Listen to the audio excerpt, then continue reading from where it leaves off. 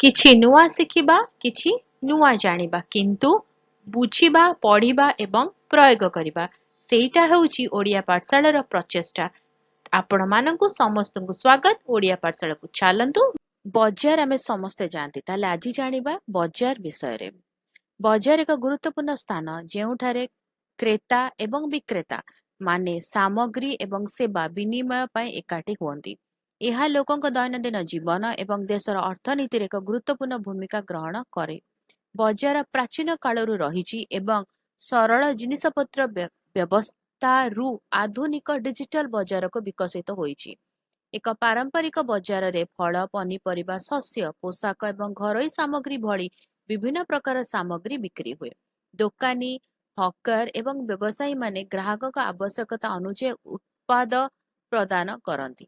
ଏକ ବଜାର ଗ୍ରାହକମାନଙ୍କୁ ବିଭିନ୍ନ ମୂଲ୍ୟର ବିଭିନ୍ନ ପ୍ରକାର ସାମଗ୍ରୀ ପ୍ରଦାନ କରି ସାହାଯ୍ୟ କରେ। ସେମାନଙ୍କୁ ସେମାନଙ୍କ ବଜେଟ୍ ଏବଂ ପସନ୍ଦ ଅନୁସାରେ ବାଛିବାକୁ ଅନୁମତି ଦିଏ। ଏହା ବିକ୍ରେତା, ପରିବହନକାରୀ ଏବଂ ଛୋଟ ବ୍ୟବସାୟୀଙ୍କ ସମେତ ଅନେକ ଲୋକଙ୍କୁ ନିଯୁକ୍ତି ମଧ୍ୟ ପ୍ରଦାନ କରେ। ବଜାର କେବଳ ବାଣିଜ୍ୟର କେନ୍ଦ୍ର ନୁହେଁ, ବରଂ ସାମାଜିକ ପାରସ୍ପରିକ କ୍ରିୟାର ସ୍ଥାନ ମଧ୍ୟ। ଲୋକମାନେ ସାମଗ୍ରୀ କିଣିବା ଏବଂ ବିକ୍ରୟ କରିବା ସମୟରେ ଭେଟନ୍ତି, କଥାବାର୍ତ୍ତା ହୁଅନ୍ତି, ଚିନ୍ତାଧାରା ଆଦାନ ପ୍ରଦାନ କରନ୍ତି ଏବଂ ସମ୍ପର୍କ ଗଢ଼ି ତୋଳିଥାନ୍ତି।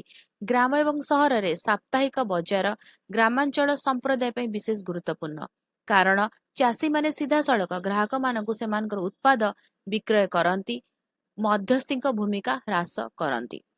ପ୍ରଯୁକ୍ତିର ଉନ୍ନତି ସହିତ ବଜାରଗୁଡ଼ିକ ଭୌତିକ ସ୍ଥାନ ବାହାରେ ବିସ୍ତାରିତ ହୋଇଛି।